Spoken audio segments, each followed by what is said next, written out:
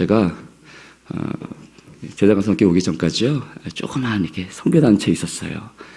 조그마지만 우리 민족의 섬을 선교하는 선교단체였습니다. 그러니까 활동하는 범위는 섬 전체를 다니면서 선교를 했지만 선교단체로는 이렇게 작은 선교단체였어요.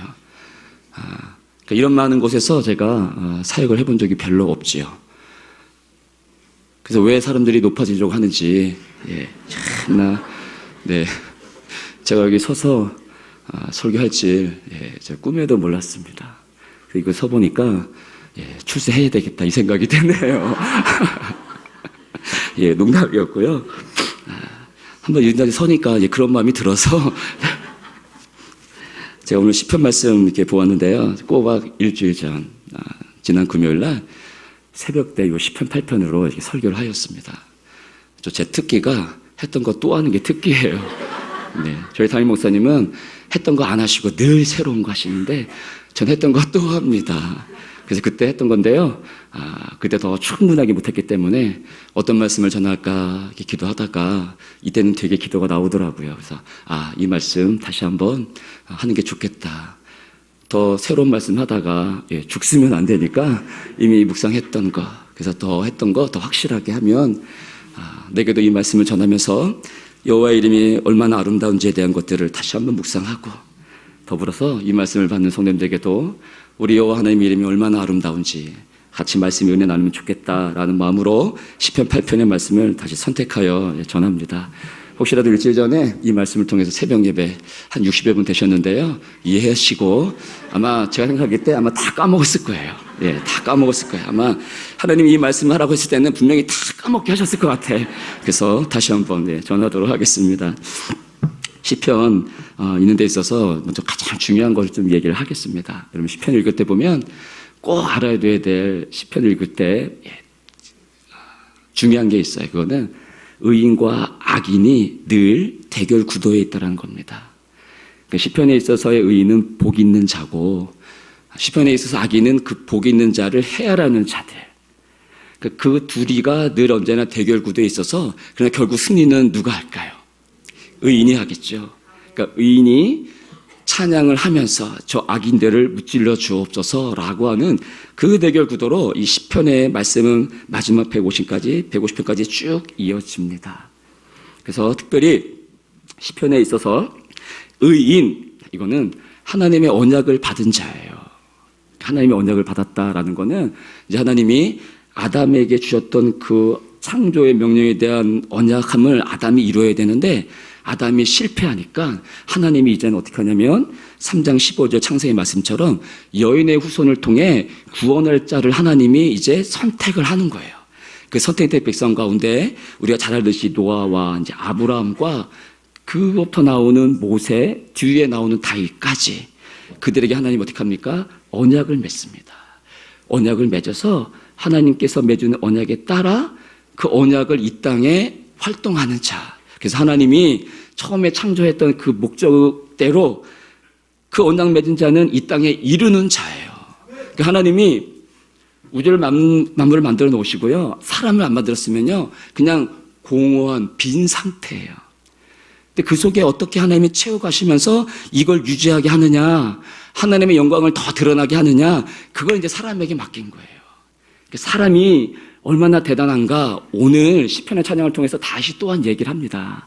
그러니까 의인은 이 땅을 보존하고 하나님의 영광됨을 드러내는 것으로서 이 땅에 하나님 심겨준 자로 그들을 택하여 그들에게 이 땅을 내가 목적한 그대로 네가 이 땅을 그렇게 만들어 가라. 그래서 모세를 뽑고 아브라함 뽑고 우리를 뽑는 거예요.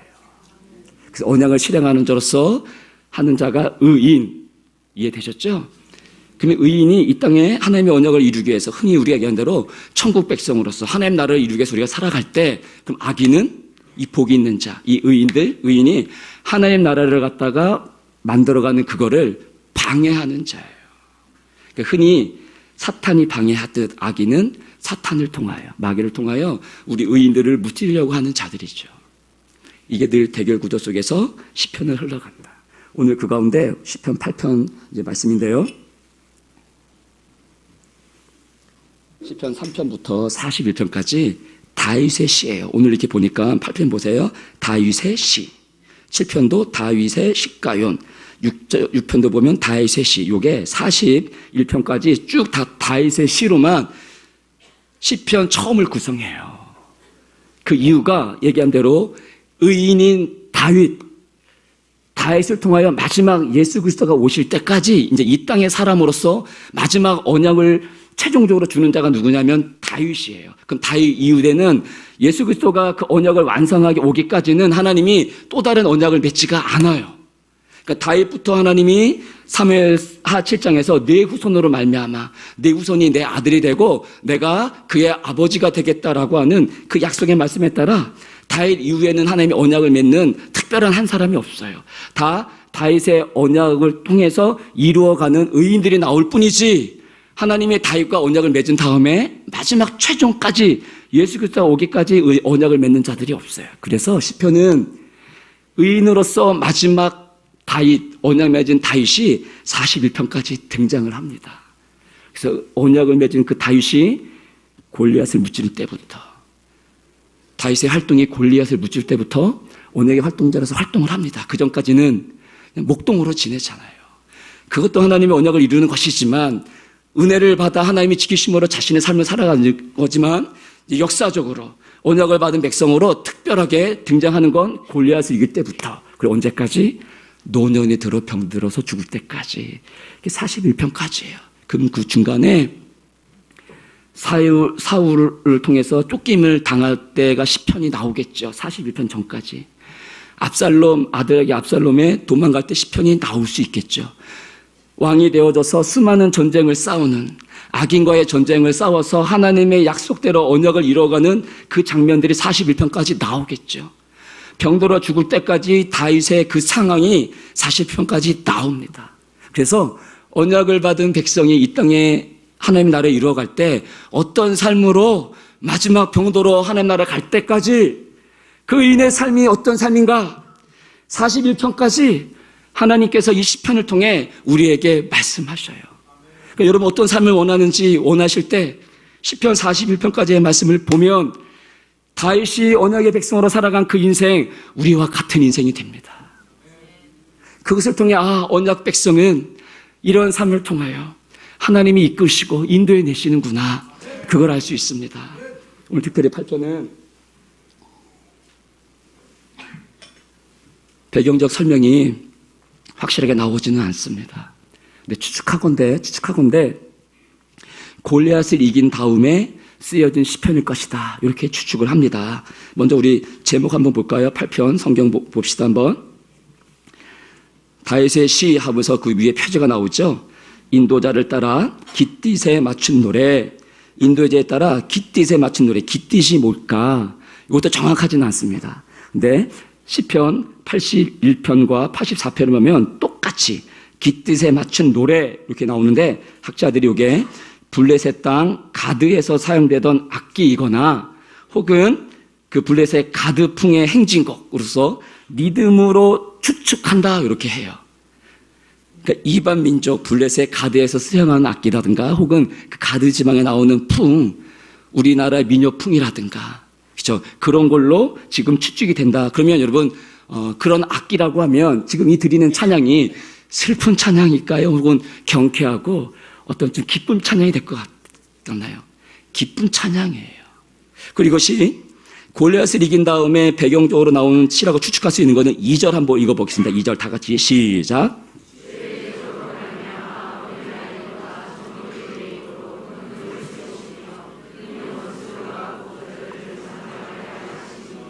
거기 보십시오. 어린아이들과 젖먹이들의 입으로 권능을 세우셔서 누굴 무찌른다? 원수들과 보복자들을 잠잠하게 하려 하심이니이다. 다윗과 골리앗을 한번 비교해 보십시오. 다윗은 골리앗에 비하면 어린아이와 같은 자였어요. 그렇죠? 하나님 어떻게 하십니까? 어린아이와 같은 다윗을 통하여 어른, 권능자, 원수들보다 보복자들, 그들을 잠잠하게 하셨잖아요. 그 속에서 터져나온 다윗의 시편, 그걸 한번 추측을 해보십시오. 혹은 그것이 아니어도 다윗이 지금 이것이 경쾌한 리듬에 맞춰 찬양하고 있다고 하면 어떤 여호와의 전장에서 승리한 다윗의 모습을 상상하면서 이 시편을 한번 보십시오. 그게 1절로부터 시작이 돼요. 여호와 우리 주여 주의 이름이 온 땅에 어찌 그리 아름다운지요. 주의 영광이 하늘을 덮었나이다. 골리앗을 이긴 그 밤, 늘 보던 하늘이지만, 늘 떠오른 별이고 달이지만, 다윗의 눈에 비친 그 달과 별 어땠을까요? 다윗이 나는 그렇지, 내가 힘이 세니까 내가 이 정도 저 정도는 내가 무찌를 수 있지. 다윗이 승리할 요인이 있어서 의기양양으로 모습으로 하늘을 보았을까요? 이건 어떻습니까? 제가 낙도성교회를 했다고 했는데요. 낙도성교회는 1년에 2번씩 선교를 갑니다. 2번 갈 때 여름과 겨울로 가는데 한 7, 8명씩 한 팀을 구성을 해서 각 섬에 일주일 동안 배 타고 들어갑니다. 배 타고 섬으로 들어갈 때까지는 우리 팀원들이 굉장히 좋아해요. 왜냐하면 바다예요. 일단 바다에 배를 타고 가는 것 좋지 않습니까? 그렇죠? 다 젊은 친구들이에요. 웬만하면. 그리고 그들이 언제 젊은 친구들이, 신학생들이 혹은 청년들이 그 전라도까지 가서 배를 타고 들어간 일이 얼마나 있었겠어요. 그러니까 밤새 차를 타고 섬에 내려서, 항구에 내려서 배를 타고 들어가는, 섬까지 들어가는, 각자 이제 섬에 맞춰서 사역할 그 섬까지 들어갈 때 그 시간까지는 굉장히 좋아해요. 그래서 서로 막 기타 치면서 찬양도 하고, 때로는 그 타이타리 영화 아시죠? 손 벌리면서, 남자 여자끼리는 안 해. 그렇게는 훈련 안 시켰기 때문에 남자끼리 볼통 사나운데 그것도 하면서 잠깐의 즐거움이죠. 근데 점점 내가 내려야 될 섬이 다가오면 이제 긴장하기 시작합니다. 저도 긴장이 되더라고요. 왜요? 이건 관광 가는 게 아니고 놀러 가는 게 아니고 선교하러 들어가니까 어떤 영적인 싸움이 일어날지 모르는 상황 속에서 이제 점점 누가 얘기 안 해도 점점 긴장이 다가옵니다. 그렇게 해서 선교가 이제 시작이 되는 거예요. 지금은 그렇지 않지만 그전에는요, 섬에 귀신들이 많았어요. 귀신들이. 지금은 다 도시로 와가지고요. 다 도시로 와가지고, 이제 귀신도 우리 할머니들, 다 할머니들이에요. 평생 섬에서 거의 사셨던 분들. 지팡이 다니고 다니는 60이면요, 아가씨예요, 아가씨. 60대면 아가씨예요. 거의 70, 80. 뭐 할 수 있겠어요? 그렇죠? 그러니까 다 나왔어요. 그래서 지금 마귀 쫓는 사역은 없습니다. 예전에 그랬어요. 근데 예전에 제가 쫓은 건 아니고 우리 팀이 가서, 다른 팀이 가서 노총각인 한 청년이, 여기 노총각 있으신가요? 네. 마귀가 들어가지고 선교팀이 쫓는 일이 생겼어요. 근데 희한한 건 그 청년이 이제 노총각이 마귀가 떠나가고 첫 번째로 그가 얘기하는 이야기가 그동안 40년 넘게 살았던 자기가 있는 늘 보아왔던 섬이지만 늘 보아왔던 바다였는데 그 전까지는 하나도 그 바다가 아름다운 걸 몰랐어요. 마귀가 떠나가고 이제 사람다운 눈에서 펼쳐지는 그 광경을 봤을 때 그 영혼이 하는 첫마디, 야, 참 아름답다, 이 말이었어요. 사람의 눈으로 펼쳐 보이는 이 자연, 그것도 아름답게 비춰져요, 여러분. 그렇죠?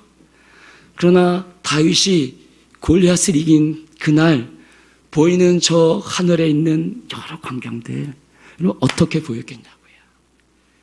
내 이름 석자 다윗, 그렇지, 너는 강하지, 그게 보였겠어요? 앞으로 내 미래가 어떻게 이 골리앗을 이김으로 사울 왕이 나를 대접할 걸 생각하면서 보면서 의기양양으로 바뀌었냐고요. 다윗은 그렇지 않았어요. 그가 골리앗을 만나기 전에 그가 목동을 치는 늘 그때를 생각해 보며 늘 그 밤에 목동으로서 자신이 지켜야 될 양을 지킬 때 그 밤에 저 달과 별이 그를 지켜주시는 하나님의 늘 사랑으로 다가왔다라고 하면, 그래서 사자와 곰의 발톱에서 하나님의 지켜주심을 날마다 목동에도 느꼈다라고 하면, 다윗을 이긴 이 시점, 골리앗을 이긴 이 시점, 다윗은 더 아름답게 나를 지키셔서 하나님의 나라를 이루게 하시는 그 하나님 앞에 여러분 이 고백을 하게 되는 거예요. 여호와여, 우리 주여, 주의 이름이 온 땅에 어찌 그리 아름다운지요. 주의 영광이 하늘을 덮었나이다. 자신에게 구속의 은총을 허락하신 그 하나님 아버지, 연약하지만 언약을 주어 하나님의 나라를 이끌어 가시는 하나님의 그 놀라운 손길을 보는 거예요. 그 아름다운 하나님의 나라를 보는 것입니다. 그 영광된 다윗이 여러분 지금 보고 있는 것입니다. 여러분 오늘 밤에 오실 때 혹시 하늘 보이셨나요?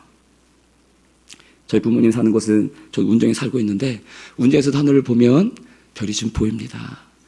저희 부모님이 사는 곳에 한 20분 거리 가면 똑같은 이제 파주가 있는데 거기에 우리 아이들 데리고 가면 우리 아이들 이제 둘째까지 거기서 같이 살았는데 거기 가면 애들이 첫 번째 차를 내리면 먼저 하늘을 봐요. 약간 시골이에요. 하늘을 봐요. 그러면 애들 봐서 표정이 반응이 아빠 하늘에 별이 참 많아요. 우리 운정에 살 때는 운정이 뭐 사실 도시예요, 여러분? 아니야. 같은 파주야. 강남도 아니야. 일산도 아니에요, 여러분. 여기 동구도 아닌데 운정에 사는 때 한 번도 얘기한 적이 없어요. 근데 20분만 좀 더 시골로 가서 뇌조리 하면서 뇌조리인데 거기서 본 하늘 애들이 반응이 틀려요. 하늘에 별이 이렇게 많아요, 아빠 얘기한다고요. 오늘 오셨을 때 혹시 보셨나요? 지금도 여전히 여러분 우리를 구속의 은총으로 배려해 주시고 사랑을 해 주시는 하나님의 손길이 저 하늘에 떠 있어요. 하늘에 떠 있어요, 여러분. 우리의 구원이 여러분 어디서부터 옵니까?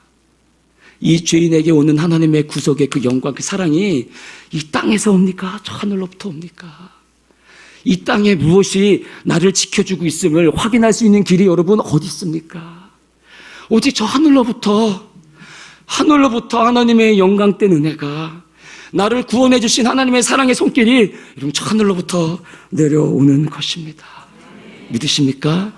온통 이 땅은 다 골리앗이에요. 우리가 무찌를 수 없는 온통 세상은 다 골리앗뿐이에요. 그렇죠. 직장이라고 하는 골리앗, 병마라고 하는 그 골리앗, 공부라고 하는 그 골리앗. 저희 큰애가 중학교 1학년 올라갔는데요. 어제 그러더라고요. 나 빨리 방학이 왔으면 좋겠어요. 한 달도 안 됐어, 한 달도. 이러고 벌써 방학이 왔으면 좋겠대요. 걔에게는요, 중학교 1학년 삶이요, 골리앗이에요. 여러분 어떤 게 골리앗이에요? 혹시 남편? 혹시 부인? 혹시 시어머니? 온통 골리앗이죠?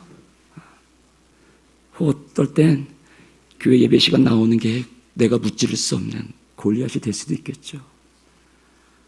근데 이곳에서 어떤 구원의 빛을 보겠다고 우리는 왜 이 땅의 것만 그렇게 보고 사는지, 이 땅의 골리앗인데 그 골리앗을 무찌를 때 무엇으로 손에 붙들고 무찌르시겠냐고요. 다윗은 늘 그를 지켰던 그 목동 시절에 만났던 하나님 의지하고 나아가서 골리앗을 무찌릅니다. 여러분 만나주신 구원의 영광으로 여러분을 아들 삼아주시고 자녀 삼아주신 그 하나님의 구속의 은총을 갖고 세상을 향해 나아갈 때 우리가 무찌를 수 없었던 산과 같은 골리앗, 여러분 이길 수 있습니다. 그때 바라보는 하늘 얼마나 아름다울까요, 여러분. 옛날에 이런 코미디가 있었어요. 얼마나 맛있게요? 이게 있었어요. 어떤 여자인지 모르겠는데요. 얼마나 아름다운지 아세요? 저 하늘의 달과 별들이요, 하나님이 내게 문맷돌을 주어 이 땅에 골리앗을 무찌라고 펼쳐 보이신 하나님의 구속의 장이에요. 저 하늘의 달과 별이, 아침이면 떠오르는 태양이 오늘도 내가 너를 지킴으로 이 땅에서 승리할 수 있는 문맷돌을 준다라고 우리에게 약속하시는 하나님의 사랑이 저기에 걸려 있는 것이에요, 여러분. 그 사랑 믿고 그 하나님 의지하며 나아가는 것입니다. 할렐루야. 계속해서 여러분 다윗이 구속의 은총으로 바라보는 그 여호와 하나님의 이름이 얼마나 아름다우신지, 그 영광이 얼마나 하늘을 덮었는지를 한번 보십시오. 3절 말씀입니다. 다 같이 읽어보겠습니다. 시작.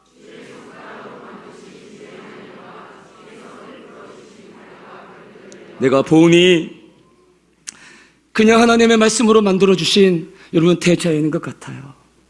모든 사람들이 대자연을 보면 감탄을 합니다. 그렇죠? 그래서 여행 가는 것 누구나 다 소원합니다. 그래서 그 자연을 보며 아 좋다라고 얘기를 합니다. 그러나 다윗은 지금 구속의 은총을 받아 하나님의 지으신 그 하늘을 보고 자연을 바라보니 주의 손가락으로 만드신, 단순히 말 한마디 그 말씀으로 만들었다가 창조가 되었다라고 말씀하지만 다윗은 손가락으로 만드신 그 하늘의 달과 별들을 보고 있어요. 그래서 하나님이 주께서 베풀어 두신 달과 별들을 내가 보니 누구를 위해 이것을 하나님 손가락으로 지금 베푸시고 계시느냐? 나를 위해 베풀고 계시구나.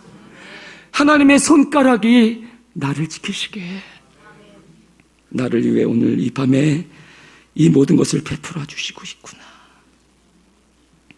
오늘 내가 눈을 들어 달을 볼 수 있고 별을 볼 수 있다라는 것, 그것이, 그래서 하나님이 지으신 이 만물을 보는 것, 그것은 우리에게 허락된 하나님의 여러분 축복인 줄 믿습니다. 축복인 줄 믿습니다. 아멘. 여러분 사랑하는 사람한테 우리가 참 좋은 걸 주고 싶어요. 그렇죠? 참 좋은 걸 주고 싶어요. 저는 참 이렇게 보기에도 그렇지만요, 굉장히 멋이 없는 사람이에요. 웃으신 분은 동의하시는 분이죠. 제가 이벤트나 이런 걸 전혀 하지 못합니다. 굉장히 순하기도 하지만 뭘 만들어서 하는 거를 굉장히 안 좋아해요. 그러니까 프로포즈 그런 거 사실 제대로 못했어요. 근데 한 번은 처음이자 마지막, 지금 결혼 이후로도 한 번도 이벤트를 해본 적이 없어요. 너무도 미안하지만 누구한테, 우리 아내한테. 결혼하기 전에 제가 마지막 처음이자 이벤트를 한 번 했어요. 화려한 건 아니고 제가 아는 청년 보니까 프로포즈 하기 위해서 영화관을 한 통을 다 임대했어. 한 관을. 근데 그럴 것이, 그 영화관은요, 저도 아내하고 한번 낮에 가봤는데 세 사람 보고 있어. 세 사람. 그러니까 아마 조금만, 그 시간대 조금만 더 내면 아마 그 영화관을 빌려줄 것 같아. 여러분 돈 내고 내가 보고 오는 사람이 세 사람밖에 없어. 그러니까는 좀만 더 얹으면 아마 빌려줄 것 같은 느낌이 들어요. 그러니까 우리 청년들 한번 그거 해봐. 그게 어디냐면 이채야, 이채. 우리 파주에 출판대제 가면은 이채 가면 메가박스가 있는데 그렇더라고요. 근데 저는 이제 그 영화관을 빌린 건 아니고 저는 주로 이제 저기서 했어요. 월드컵 공원 상암 월드컵 경기장, 우리 처갓집이 거기 있는데요. 다 나오네. 근데 제가 그때 밤에 별이 얼마큼 떴는지는 그때 잘 기억도 안 나요. 왜? 너무 저도 쑥스러우니까. 제가 그때는 마티즈 타고 다녔어요. 마티즈 2로 타고 다녔는데요. 지금은 없어요. 우리 청년은 잘 모를 수 있겠는데 지금은 스파크예요. 스파크. 마티즈 2를 타고 다녔는데요. 거기 뒤에 문을 이렇게 열면, 지금 좋은 차들은 가면 스스로 딱 열리잖아요.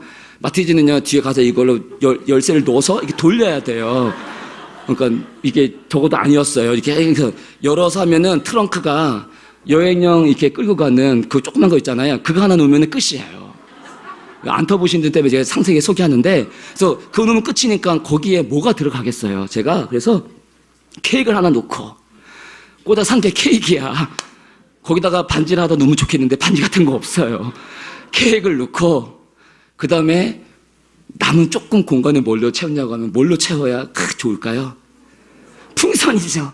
풍선이 한 3개, 4개 들어갔나? 야, 이때는 차가 작은 게 좋아. 그걸 언제 이렇게 부르겠어요. 한 3, 4개 넣고, 그럼 좀 이렇게 딱 올라가면서 이렇게 펼치면서 사랑해 이렇게 해야 되는데 그것도 없어. 딸랑 그게 다야. 근데 제가 처음이자 마지막 이벤트. 그래도요, 사랑하는 마음에 그걸 준비해서 한 거예요. 제 딴에는 왜? 사랑하니까 내 마음을 받아줘. 결혼했잖아요. 네. 그게 프로포즈는 아니었는데 하여간 결혼했면 그렇죠. 사랑하는 사람에게는 그렇죠. 이렇게 내 마음을 표현하고 싶은 사랑의 마음을 전달하잖아요.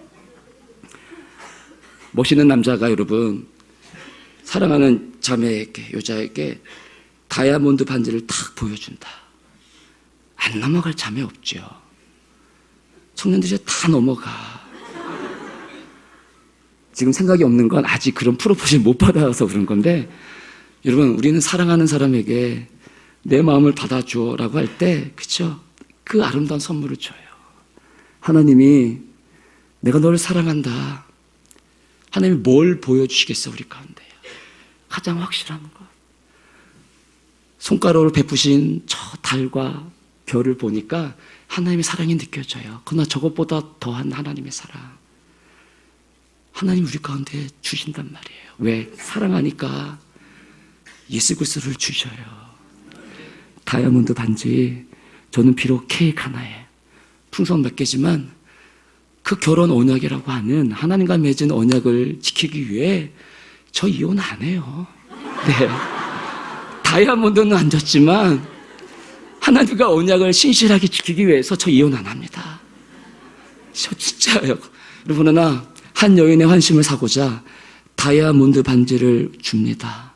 얼마나 값딜까요, 여러분? 얼마나 가요? 저 결혼 반지 이거 어디 있는지도 모르겠어요. 그거는 생각도 안 나요.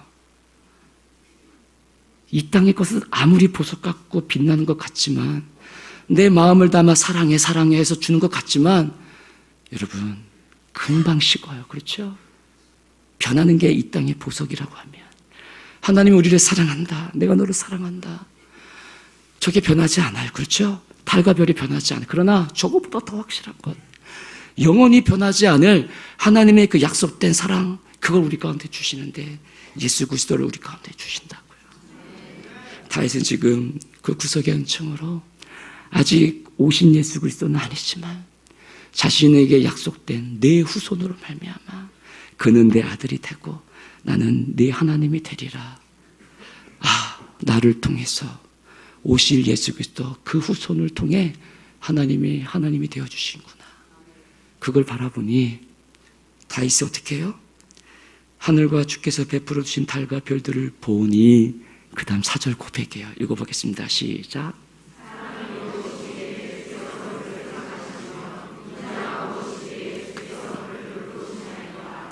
사람이 무엇이게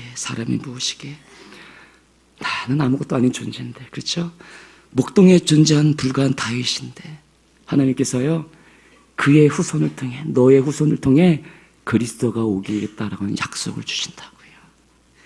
그것을 생각하니 다윗의 이런 찬양이 나올 수밖에 없죠. 여호와여, 어찌 주의 이름이 그렇게 아름다운지요.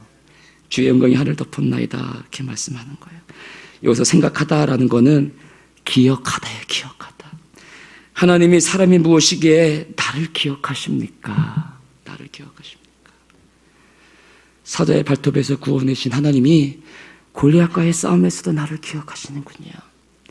여러분, 작은 삶의 문제에서 일어날 때 여러분이 기도로 하나님이 해결해 준 손길로 그때 하나님의 은혜의 손길을 맛봅니까? 그걸 기억하셔야 돼요. 그때를 기억하십시오. 그건 아무것도 아니다가 아닙니다. 하나님은 그걸 기억하셔서 우리를 어디에까지? 하나님의 완전한 구속의 자리에까지 이끌어 가셔요. 그러니까 여러분, 하나님은 안 계시다가 아니고 나를 만나서 구속의 은총의 자리로 베푸셨던 그 작은 것 한 가지도 기억하시는 아버지 앞에 그걸 소원에 들고 주님 그때 만나 주셨죠. 내게 그때 약속해 주셨죠. 저 기억합니다, 하나님 아버지. 그 말씀을 닫고서 왔사오니 지금 이 문제 하나님이 해결해 주셔야 됩니다. 저 하늘의 달과 별들 나를 위해 베풀어 주신 것 주님 내가 지금 봅니다. 하나님 왜 잠잠합니까? 하나님 왜 일어나지 않고 왜 이렇게 나를 힘들게 하고 어려운 고난 가운데 있습니까? 지금 의인이 하나님의 언약을 맡은 자가 악인 때문에 괴로워하고 있습니다. 주님 도우십시오. 여러분, 그 하나님 앞에 나아가는 것이에요. 의인 때문에 하나님의 언약을 받은 자로 나를 구원해 주신 하나님의 언약의 신실한 말씀을 갖고 오늘도 저 하늘에 주의 사랑으로 주의 손가락으로 베풀어 두신 달과 별을 봄으로 주님 오늘도 떠오르는 저 하늘의 달과 별을 봅니다. 약속의 하나님 믿고 오늘 이 자리에 왔습니다. 주신 은혜 주셔야 됩니다. 목마릅니다. 목마름을 채워주십시오. 여러분 그렇게 기도하셔야 됩니다. 인자가 무엇이기에 주께서 그를 돌보시나이까? 돌보신답니다. 돌보신답니다. 인자, 여러분 헷세드의 사랑으로 우리에게 오시는 하나님의 이름이에요. 헷세드는 줄 수 있을 만큼의 사랑을 주는 게 아니고요, 그것보다 더한 걸 주는 거예요. 그게 헷세드의 사랑이에요. 보아스가 룻을 맞이할 이유가 아무것도 없었어요, 여러분. 그냥 이방 여인 버리면 되는 거예요. 그러나 보아스는 헷세드의 인자야 하신 하나님의 사랑을 알기에 시어머니를 버리지 않고 시어머니 없는 어머니 가운데 있는 하나님을 보고 똑같이 헷세드의 사랑을 시어머니에게 베푼 그 룻의 마음을 보고 그 속에 있는 인자의 헷세드의 사랑을 보고 보아스가 룻을 품어줍니다. 헷세드의 헷세드. 사람이 무엇이간데 주님 내가 무엇이간데 오늘도 그 헷세드의 사랑으로 다가오셔서 저 달과 해를 나를 위해 비추십니까? 변하지 않는 그리스도의 구속의 사랑으로 내게 구원의 은총의 손길을 오늘도 이 밤에 비추십니까? 그게 의인된 고백입니다, 여러분. 뭘 줬고 안 줬고가 아니고 하나님 내게 해준 게 무엇이 있습니까? 그게 아니고 오늘도 의인된 우리, 내가 오늘 너를 낳았도다 말씀하시면서 내가 오늘도 너를 돌보신다라고 하는 그 인자의 헷세드의 이름을 갖고 여러분 오늘 우리 가운데 오시는 그 하나님을 보시길 바랍니다. 할렐루야. 5절 한번 읽어보겠습니다. 시작.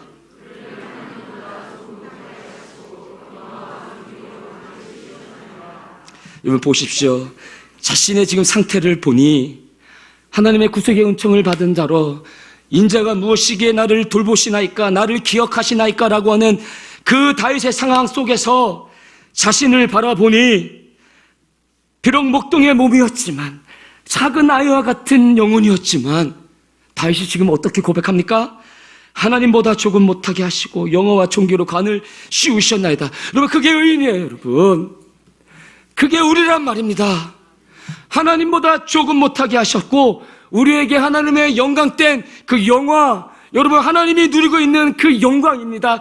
카보드의 영광이에요, 여러분. 하나님의 영광이 충만하라고 할 때 하나님한테 쓰여지는 그 영광의 단어가 오늘 다윗이 하나님보다 조금 못하게 하시고 그에게 영화라고 하는 하나님의 영광의 그 단어를 사용하므로 우리 인간이 얼마나 구속받은 영혼이 하나님 앞에서 존귀한 자인지를 말씀하고 있어요.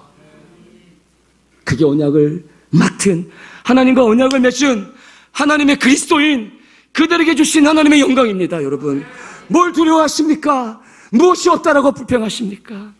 내게 씌우신 그 하나님의 영광이 있는데 그 종기와 영화와 종기로 관을 씌우셨는데 다 변할 이 땅의 것, 고작 집 없는 것 저도 없습니다. 여러분 그게 뭔 상관입니까? 가야 반지 없어요. 24K도 없어요, 여러분. 그게 뭐 문제입니까? 부동산이 뛰고 가라앉는 것, 돈을 좀 벌고 안 버는 것, 높아지고 낮아지는 것, 그게 뭐 문제입니까? 없어질 것들인데요. 그거는 의인 된 자들에게 하나님이 베풀어 주시는 은총이 아니에요, 여러분. 우리에게는 하나님의 영광된 그 영광의 카보드의 영광 관으로 씌우셨대요. 이 충만한 은혜가 있는데 세상과 비교할 수 없는 하늘의 영광됨이 있는데 뭘 더 원하십니까? 그렇죠?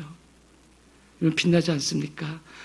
달도 빛나고 별도 빛나고 낮에는 태양도 빛나고 근데 더 빛나는 건 우리에게 쓰여진 하나님의 영광이에요. 하나님께서 낮에 막 빛이 비친다고 해서 하나님이 우리를 못 보실까요? 하나님의 자녀된 우리를 못 보실까요? 봅니다. 멀리서 내 자녀 여러분 못 알아봅니까? 울음소리만 들어도 알잖아요. 내게 하나님의 영광을 씌우셨는데 하나님이 보면 알지요. 여러분 모릅니까? 그 영광된 자녀됨으로 아버지 앞에 나아가시고 세상을 향해 나아가십시오. 골리앗 같은 세상을 향하여 나아가십시오. 다 무너집니다. 무너집니다. 여러분, 그것이 여러분 그리스도인인 것입니다. 지금 다윗은 계속해서 하나님의 구속의 경륜 속에 내가 있음을 봅니다. 그렇죠? 그 영어와 종교로 관을 씌우다 보니 6절에서 뭐라 표현합니까? 주의 손으로 만드신 것을 이제는 다스리게 하신대요. 할렐루야. 다스리게 하신대요. 그게 뭐예요? 만물을 그의 발 아래에 두셨으니 7, 8절 보십시오. 모든 소와 양과 들짐승이며 공중의 새와 바다의 물고기와 바닷길에 다니는 것이나이다. 만물을 다스리신대. 누가요? 내가요. 언약받은 백성인 의인된 여러분이요. 다 우리 거래요, 여러분. 우리 발 아래 있대요. 절대 내지 마십시오. 직장에 가서 우리 높은 상관에게 인사해야죠. 부복해야 되겠죠. 그러나 하나님의 영광된 만큼은 우리는 어떤 자들이라고요? 그 상사와 비교할 수 없는 하늘의 영광됨이 있어요. 당당하셔야 됩니다. 당당하셔야 됩니다. 로마 시대 때 귀족들이 예수를 믿기 시작했습니다. 그 당시에 예수 믿는 자들은 너무도 초라한 자들이었어요. 그렇죠. 예수를 믿는다고 하는 그 이유만 때문에 그들은 카타콤이라는 것에 숨어 들어가야 됐었고, 지금 북한같이 지하에 들어가서 아무도 알아보지 않는 곳에 가서 그들이 예수를 믿어야 됐어요.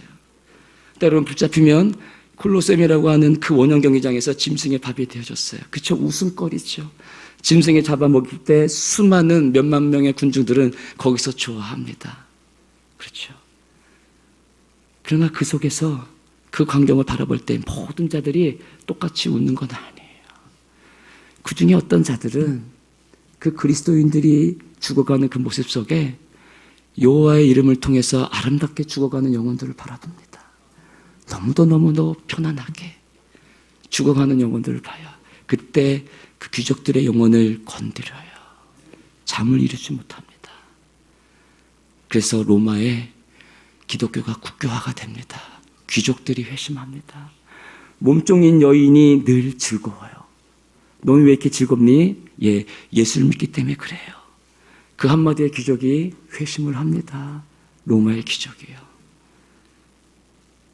우리 가운데 있는 여호와의 이름, 그것은 이 땅을 구속의 은총으로 바라보게 하며 우리 속에 있는 여호와의 이름이 세상 모든 사람들에게 우리에게 있는 예수 그리스도 이름으로 그들이 우리를 다르게 바라봅니다. 우리는 그들에게 굽신거릴 수 있겠지만, 주의 때문에 굽신거릴 수 있겠지만 그들은 우리를 바라봅니다. 저들은 도대체 어떤 영혼들인가? 그걸 통해 우리는 이 땅을 만물을 다스립니다. 이때 다스릴 때라고 할 때 그 다스림은 통치권을 갖고 위에서 찍어내리는 다스림이 아니에요. 하나님이 우리를 하나님의 자녀로 존귀와 영광으로 우리에게 관을 씌우시며 우리를 이 땅을 다스리게 하시는 것은 바로 똑같이 예수 그리스도의 사랑을 우리 가운데 주심으로 다스리는 그 다스림이에요. 억압이 아닙니다. 하나님 우리를 억압하지 않습니다. 얘야, 너는 내가 선택한 영혼이다. 내게 들어와라고 할 때 말 안 들 때는 징차하지만 끝까지 우리를 인자하심으로 다루시는 하나님이셔요. 그것으로 우리를 다스리라고 말씀하는 거예요. 여러분에게 있는 여호와의 그 아름다운 이름으로, 그 영광됨으로 세상을 다스려라. 세상에 나아가라 말씀하는 것입니다. 여러분, 우리 민족 안에 1800년 후반때 복음이 들어오고 1900년 때 많은 성교사님들이 저 미국과 호주와 캐나다로부터 많은 성교사님들이 들어옵니다. 그때 들어오면 그분들이 하는 일들이 있었어요. 먼저 선교 지부를 가장 중요 도시에 4-5군데 세웁니다. 세운 다음에 그들이 복음을 전하기 시작합니다. 그들 속에 있는 아름다운 하나님의 이름이 그때는 너무도 이방의 땅입니다. 식인종같이 굉장히 척박한 땅, 식인종이 있다라고 여길 만큼 한국은 너무도 이방의 땅이었습니다. 그러나 그들이 여호와의 이름을 갖고 그들 속에 있는 여호와의 이름으로 우리 가운데 와서 똑같이 하나님의 다스림으로 다스립니다. 그래서 그들이 가는 것을 보면요, 제가 선교에 있을 때 그분들이 행했던 발자취를 한번 따라가 봤어요. 군산 지역에 가봤어요. 100년 전 그 군산 지역, 지금도 가보면 다 논길이에요. 100년 전 근데 그분들이 어떻게 그 지역까지 와서 복음을 전하였을까? 여러분도 그거 아십니까? 그분들이 저 멀리 미국으로부터 저 오대양부터 우리나라까지 왔는데 그 선교사님들이 또 어디로 들어가느냐? 중심부에 있는 게 아니고 배를 타고 섬으로 들어갑니다. 그래서 지금도 완도나 여수 이런 데 들어가 보면 선교사님들이 세운 섬에 교회가 있어요. 100년 넘은 교회들이 있어요. 여러분 신기하죠? 농촌 구석구석 그들이 함께 복음을 전하여서 회심한 그 영혼 한국 사람들과 함께 성경책을 들고 발로 뛰어 우리나라 방방곡곡에 가서 복음을 전합니다. 무엇이 있기 때문에? 여호와의 아름다운 이름이 있기 때문에 그곳으로 다스리는 거예요. 한 광주에 한 선교사님이 미국에 보낸 선교 편지에 이런 기사의 내용이 있었어요. 선교 편지에 기생의 회심. 그 한국 땅에 기생이 있던 시절이었어요. 아주 어렸을 때 아이였을 때 아빠가 이 아이를 돈 때문에 기생집에 팔아넘겼어요. 옛날에는 그랬잖아요. 그래서 그 어린아이가 기생 언니들 속에서 자랍니다. 근데 여러분 기생 언니들에게 신부를 하면서 자란 그 아이가 커서 뭐가 되겠어요? 똑같이 기생이 되겠죠. 그도 커서 기생의 역할을 합니다. 근데 그 기생, 그 자매가 광주에 있는 이 성교사님을 만나 복음을 듣고 회심을 합니다. 그래서 그 성교사님이 이제 이름이 순이로 기억되어지는데 순이야, 너 이제 예수 믿고 회심했으니까 이런 삶을 살면 안 된다. 그러니까 이제는 돌아와야 된다. 근데 여러분 돈에 묶인 그 아이, 늘 기생으로 살았던 그곳에서 밥 먹고 살았던 이 아이 어떻게 돌이킬 수 있겠어요? 쉽지 않지요. 근데 그때 이 아이가 순이가 기생 그 주인의 아줌마를 통해서 한 늙은 노인에게 이렇게 팔리게 돼요. 그렇죠. 그 선교사님은 절대 안 된다, 절대 안 된다라고 얘기하지만 돈에 묶인 인생, 기생으로 묶인 인생 어찌할 수 없어서 자기가 어찌할 수 없으니까 그 돈 많은 노인에게 그렇죠 이렇게 갈 수밖에 없는 상황이었어요. 이제 선교사님이 그 순이를 떠나 그래도 늘 순이가 눈에 밟히게 늘 기도를 합니다. 근데 어느 날인가 이 순이가 결혼을 한다는 얘기가 들려요. 이 선교사님이 그래서 그 결혼하는 장소에 가봅니다. 근데 그때 깜짝 놀랐어요. 돈 많은 노인네랑 결혼한 줄 알았는데 결혼 장소에 가보니까 젊은 훤칠한 총각이 신랑으로 있는 거예요. 그래서 어떻게 된 거냐, 어떻게 된 거냐? 라고 물어보니 회심한 그 젊은 총각을 하나님이 만나게 해주셨어요. 그래서 그 선교사님이 그 젊은 청년에게 모든 자초정을 듣고 나서 그렇죠? 회심한 그 영혼을 통해서 그 순이의 모든 과거를 다 알아요. 다 알고서 결혼을 하는 거예요. 그 회심한 총각인 젊은 청년이 회심된 영혼으로 순이를 바라보니 그 영혼 속에 있는 구원의 은총물에 있는 그 순이의 아름다움을 보지 그 여인이 어떻게 삶을 살아왔고 지금도 어떻게 삶을 살아왔는지 기생을 해서 살아왔는지 그게 눈에 보이지 않아요. 오직 그 영혼 가운데 구원하신 하나님의 그 아름다운 영혼을 보기에 결혼에 이르게 됩니다. 부모님이 반대해도 순이와 함께 멀리 도망가서 살 겁니다. 선교사님 걱정하지 마십시오. 선교사님이 이제 결혼하고 순이를 떠나보내요. 그래도 늘 순이가 생각나게 어떻게 살까 기도하면서 궁금했는데 여러분 그 당시에 오늘도 밖에 나가면 달이 떠 있겠지만 그 당시에 어떤 연락할 수 없는 그 시대 상황 속에서 달 성경학교라는 거를 우리 선교사님들이 엽니다. 달 성경학교. 보름달이 떠오르면 광주 집으로 어떤 서울 집으로 우리 수만리에 떨어져 있는 성도들이 모입니다. 무엇 하려고요? 성경 공부하려고요. 보름달이 떠오르는 그때 그게 사인인 거예요. 그래서 그들이 보름달이 떠오르면 멀리 있는 곳으로부터 며칠씩 떠나 성경을 배우러 옵니다. 그때 그 선교사님이 성경을 가르치려고 앞에 딱 항상에 딱 섰는데 바로 앞에 그 순이가 있는 거예요. 너무 반가워서 순이 어떻게 네가 여기까지 왔니? 얘기를 들어보니 그 순이가 결혼하여서 순천인가 여수까지 흘러내려갔어요. 거기서 예수를 믿고 거기서 교회를 다니면서 알고 보니까 그 지역의 총여전도 회장으로 그쪽에 있는 여인들을 성도님 데리고 온 거예요. 근데 그 여인들을 보니까 양반집 교수도 있는 거예요. 여러분, 그 당시 한국 사회 속에서 기생이 어떻게, 그렇죠? 기생일 뿐이지. 어떻게 양반집 그 교수가 있는데 총여전도 회장이 내가 그들을 이끌어올 수 있었을까요? 그 안에 있는 구속의 은총을 내 안에 보니 양반집 교수가 뭔 소용입니까? 순이가 기생이었다는 게 뭔 소용입니까? 하나님의 다스림 앞에 똑같이 그 구속의 은총으로 내가 다스림을 받는 거예요. 이런 바로 그거예요. 여러분 가운데 구속의 은총이 있습니까? 누가 나를 다스려? 이것들이 여러분 그게 아니죠. 그 구속의 은총이 없는 거예요, 여러분. 구속의 은총이 없어요. 똑같이 만물 아래, 만물이 발 아래 두신 이 만물을 내가 다스리도록 하셨다라고 하면 그거는 통치가 아니라, 위에서 찍어내리는 통치가 아니라 예수 그리스도를 보내주심으로 내게 베풀어 주신 그 사랑함으로 이 만물을 다스리며 나아가는 것입니다. 오늘 마지막 찬양 한번 보십시다. 9절입니다. 시작. 다윗의 마지막 찬양, 여러분 1절을 반복합니다. 여호와 우리의 주여, 사람이 무엇이간데 인자가 무엇이간데 이 사람이 나를 돌보시며 종기와 영어로 관을 씌우시나이까. 그것 외에 만물을 다스리게 하십니까? 마지막 찬양으로 터져 나오는 것도 여호와 우리 주여, 주의 이름이 온 땅에 어찌 그리 아름다움지요. 이게 여러분의 고백이 될 수 있길 소망합니다.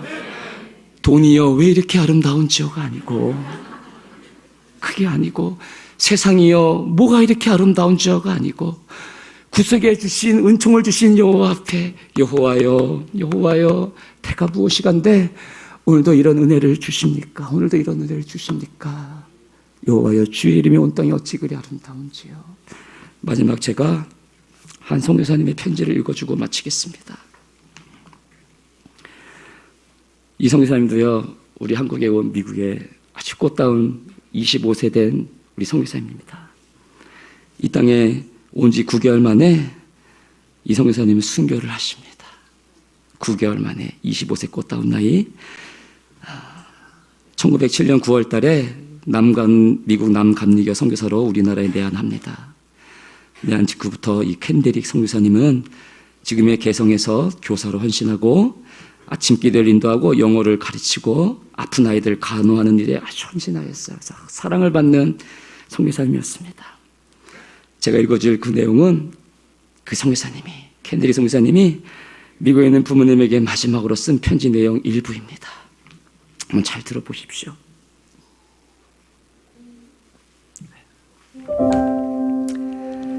이곳 조선 땅에 오기 전 집들에 심었던 꿀들이 활짝 피었다는 소식을 들었을 때 하루 종일 집 생각만 했습니다.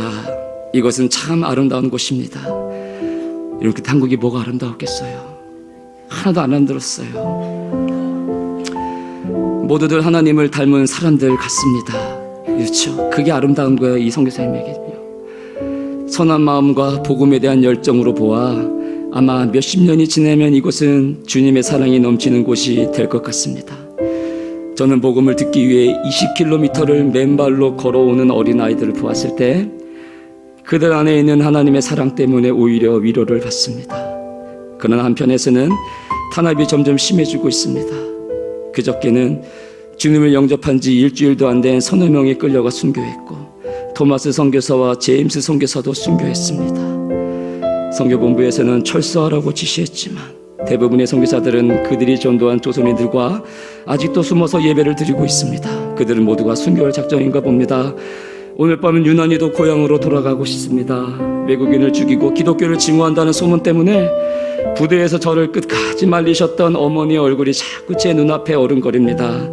아버지, 어머니, 어쩌면 이 편지가 마지막일 수도 있습니다. 제가 이곳에 오기 전 뒤뜰에 심었던 하나의 씨앗으로 인해 이제 내년이면 온 동네가 꽃으로 가득하겠죠. 그리고 또 다른 씨앗을 만들어 내겠죠.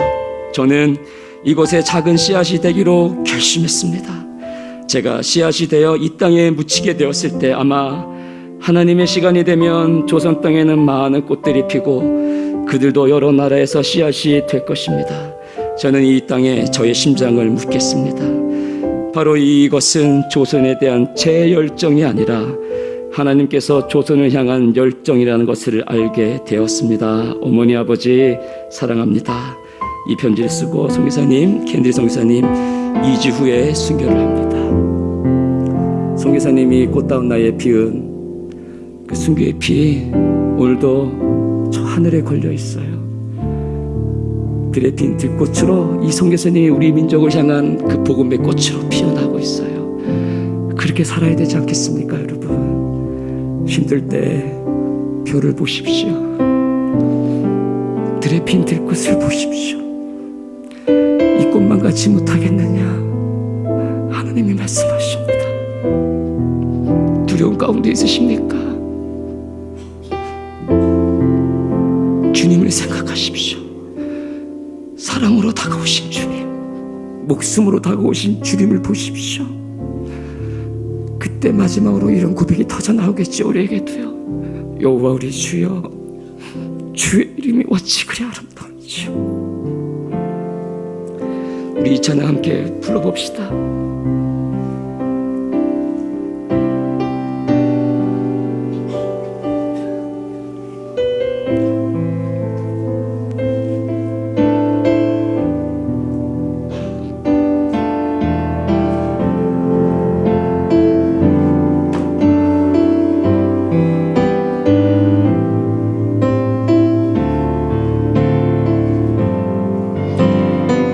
여호와 우리 주여, 여호와 우리 주여, 주의 이름이 온 땅에 어찌 그리 아름다운지요. 어찌 그리 아름다운지요. 여호와 우리 주여, 여호와 우리 주여, 주의 이름이 온 땅에 어찌 그리 아름다운지요. 어찌 그리 주의 손가락으로 지으신, 주의 손가락으로 지으신 주의 하늘과 주가 베풀어 드신 달과 별. 주님 내가 봅니다.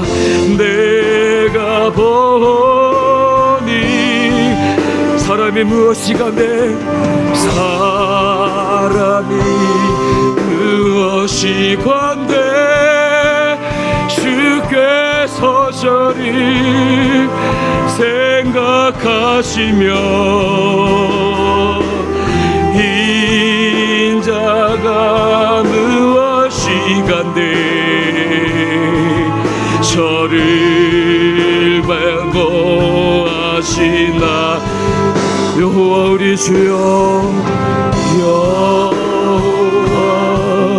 우리 주여, 주의 이름이 온 땅에 어찌 그리 아름다운지요. 어찌 그리 함께 기도하십시다. 오늘도 비추시는 하나님의 사랑, 그 사랑의 마음이 될 수 있도록 기도하십시다. 변하지 않는 하나님의 사랑, 그 사랑이 오늘도 우리를 살리고 그 사랑 속에 나 같은 존재로 이 땅에 아무 이름도 빛도 없이 살아갈 인생이지만 하나님께서 아들 삼아주심으로, 자녀 삼아주심으로 구속의 은총으로 이 세상을 바라보니 온통 하나님의 천지고 하나님의 구속의 손길인 것입니다. 그 하나님 오늘도 만날 수 있도록, 다시 한번 확인받을 수 있는 자리 될 수 있도록 주여 그동안 보지 못했던 하나님의 아름다움, 나를 위해 베풀어 두신 달과 별들을 볼 수 있는 이 밤이 되어줄 수 있도록 죽기까지 사랑해 주신 하나님의 구속의 은총의 손길을 오늘 이 밤에 더 확실하게 느낄 수 있는 밤이 되어줄 수 있도록 주여 축복하여 주시옵소서. 눈을 들어 살아계신 하나님 보게 하여 주시옵소서. 그런 밤 되게 하여 주시옵소서. 주의 이름 부르며 다 같이 기도하겠습니다.